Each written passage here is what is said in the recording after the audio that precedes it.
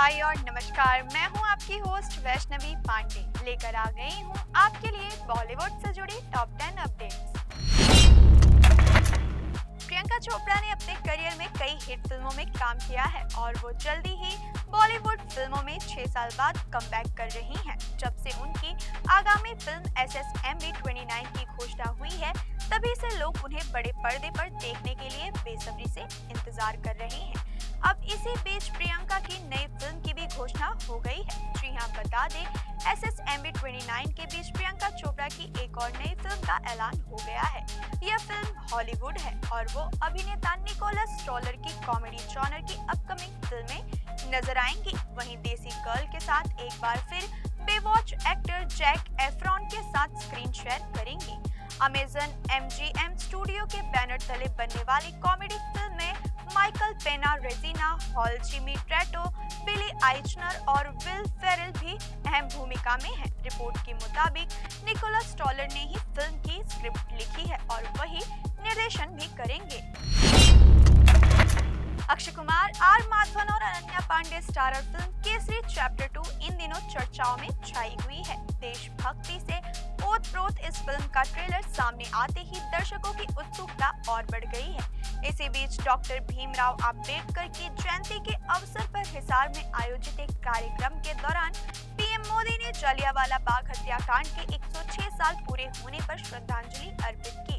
उन्होंने कहा कि इस घटना ने पूरे देश को झकझोर कर रख दिया था, लेकिन इस दर्दनाक इतिहास में एक ऐसा पहलू भी है जिसे बहुत हद तक भुला दिया गया और वो है C शंकरन नायर का योगदान। प्रधानमंत्री के इस उल्लेख पर फिल्म के लीड एक्टर अक्षय कुमार ने सोशल मीडिया के जरिए प्रतिक्रिया दी। उन्होंने कहा, महान C शंकरन नायर और उनके योगदान को याद करने के लिए प्रधानमंत्री मोदी का धन्यवाद। आज की युवा पीढ़ी को ये जानना और समझना बेहद जरूरी है कि आजादी हमें यूं ही नहीं मिली।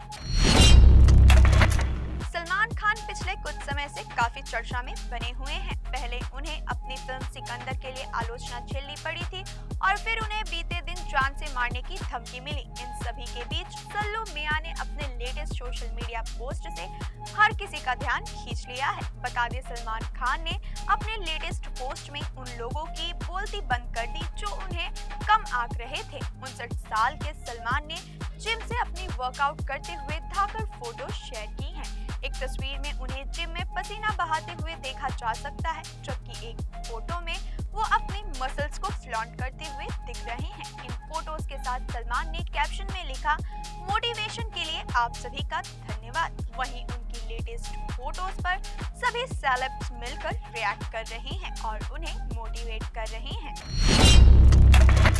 बॉलीवुड की दुनिया में सितारों के साथ अफवाहें और विवाद आम बात माने जाते हैं। कभी कभी ये अफवाहें इतनी गंभीर हो जाती हैं कि कलाकारों को खुद को बेगुनाह साबित करने के लिए मुश्किल कदम उठाने पड़ते हैं। ऐसा ही कुछ हुआ था ड्रीम गर्ल हेमा मालिनी और धर्मेंद्र की बड़ी बेटी ईशा देओल के साथ, जब उनके खिलाफ ड्रग्स लेने की अफवाहें इतनी बढ़ गई थी कि उन्हें अपने माता पिता को सफाई देनी पड़ती थी।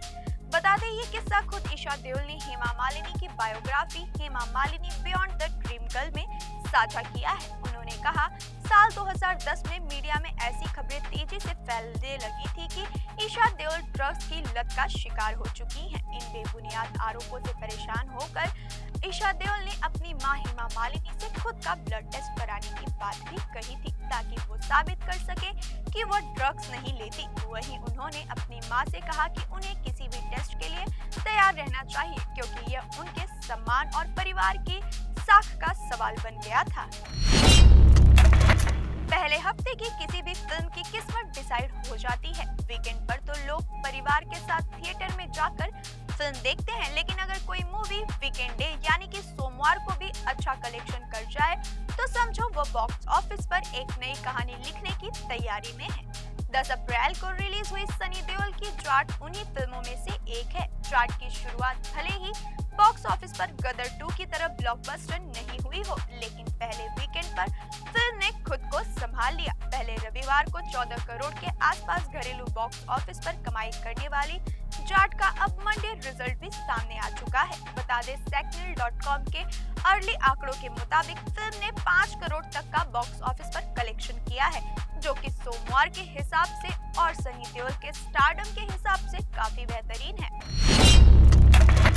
सैफ अली खान का नाम उन चुनिंदा एक्टर्स की लिस्ट में शामिल है जो किरदार की जरूरत को बखूबी समझते हैं। इस बार उनकी अपकमिंग फिल्म में ओटीटी पर राज करने वाले एक्टर जयदीप अहलावत नजर आएंगे। जी हां, नेटफ्लिक्स ने इस most awaited action thriller jewel thief the heist beginnings का ट्रेलर जारी कर दिया है। वहीं इसका निर्माण सिद्धार्थ आनंद और ममता आनंद ने मिलकर किया है।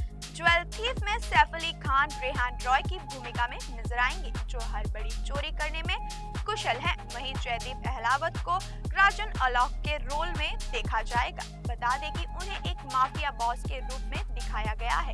ट्रेलर में देखने को मिला है कि दोनों ही एक दूसरे पर हावी होते नजर आ रहे हैं। वहीं फिल्म 25 अप्रैल 2025 को रिलीज होने के लिए तैयार है।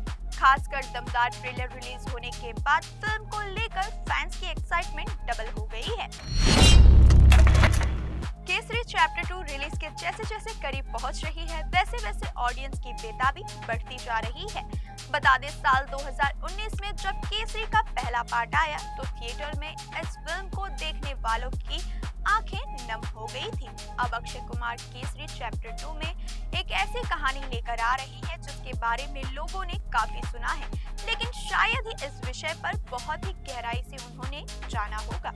बता दें ये फिल्म अक्षय कुमार के करियर की सबसे महत्वपूर्ण फिल्मों में से एक है। ऐसे में अक्षय कुमार अपने को स्टार अनन्या पांडे और आर माधवन के साथ अमृतसर पहुंचे और वहां पर उन्होंने आशीर्वाद लिया, जिसकी तस्वीरें अब इंटरनेट पर तेजी से वायरल हो रही हैं और फैंस बेसब्री से इस फिल्म का इंतजार कर रहे हैं। काजोल की बहन तनिषा मुखर्जी का फिल्म में सफर कुछ खास नहीं रहा। गिनी चुनी फिल्मों में काम करने के बाद तनिषा ने एक्टिंग से दूरी बना ली, लेकिन बड़े पर्दे से दूर रहने के बाद भी वो अक्सर सुर्खियों में बनी रहती है। बता दें हाल ही में तनिषा एक फैशन इवेंट में पहुंची, जहां उनका अतरंगी लुक देखने को मिला। एक्ट्रेस इवेंट में कुछ ऐसे कपड़े पहनकर पहुंची कि देखते ही देखते ट्रोलर्स के निशाने पर आ गई। बता दें तनिषा मुखर्जी ने पार्टी की थीम के हिसाब से ही आउटफिट चुना था, लेकिन ये काफी बोल्ड था।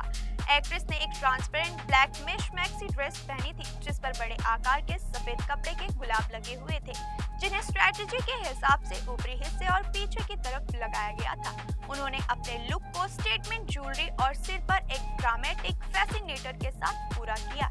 लोगों को तनिषा का ये लुक समझ नहीं आया, वहीं कुछ ने तो अभिनेत्री को जमकर ट्रोल करना ही शुरू कर दिया। तनिषा अपने लुक को लेकर आलोचकों के निशाने पर आ गई हैं। मुकेश अंबानी और नीता अंबानी का पूरा ही परिवार सुर्खियों में छाया रहता है, खास तौर पर अंबानी लेडीज की। नीता अंबानी से लेकर ईशा, श्लोका और राधिका खबरों में बनी रहती हैं। इनके स्टाइल से लेकर लाइफस्टाइल की चर्चा होती है, लेकिन इसी परिवार की एक बहू ऐसी है जो लाइमलाइट से पूरी तरह से पसंद करती है। खूबसूरती के मामले में ये अंबानी बहू भी किसी एक्ट्रेस से कम नहीं है। आपको बता दें अनिल अंबानी और टीना मुनीम की बहू जो अपनी खूबसूरती और सादगी भरे अंदाज से सभी का दिल जीत लेगी। अनिल और टीना अंबानी की बहू का नाम कृषा शाह अंबानी है। कृषा शाह की शादी अनिल अंबानी के बड़े बेटे जय अनमोल अंबानी से हुई है। दोनों लोग फैमिली फ्रेंड्स थे। धीरे धीरे दोनों दोस्ती गहरी हुई और फिर इस दोस्ती को रिश्तेदारी में दोनों ने बदल दिया। इस कपल ने बेहद सादगी से शादी की। ज्यादा शोर शराबे के बिना ही दोनों ने एक प्राइवेट सेरेमनी में अपने करीबी दोस्तों और रिश्तेदारों के बीच खूबसूरत शादी की। इस शादी की उतनी चर्चा नहीं हुई जितनी अंबानी परिवार के बाकी बच्चों की हुई।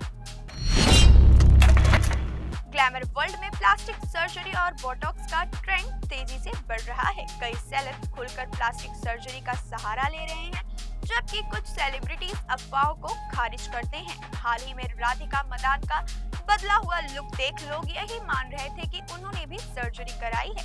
दरअसल राधिका मदान का हाल ही में एक वीडियो सोशल मीडिया पर वायरल हुआ था। क्लिप में ब्लैक आउटफिट में एक्ट्रेस एकदम अलग दिख रही थी। वहीं सोशल मीडिया यूजर्स ने वीडियो के कैप्शन में लिखा था, कलर्स टीवी के पॉपुलर शो की ईशानी याद है। इतने सारे कॉस्मेटिक वर्क कराने के बाद अब राधिका मदान पहचान में ही नहीं आ रही हैं। वीडियो को शेयर करते हुए लिखा गया था कि राधिका वाकई में मौनी रॉय से नोट ले रही हैं। नया फेस, नई वाइब। अब राधिका की ये फोटोज जमकर वायरल हो रही हैं। तो ये थी बॉलीवुड से जुड़ी टॉप 10 अपडेट्स। बाकी की तमाम खबरों को देखने के लिए जुड़े रहिए TC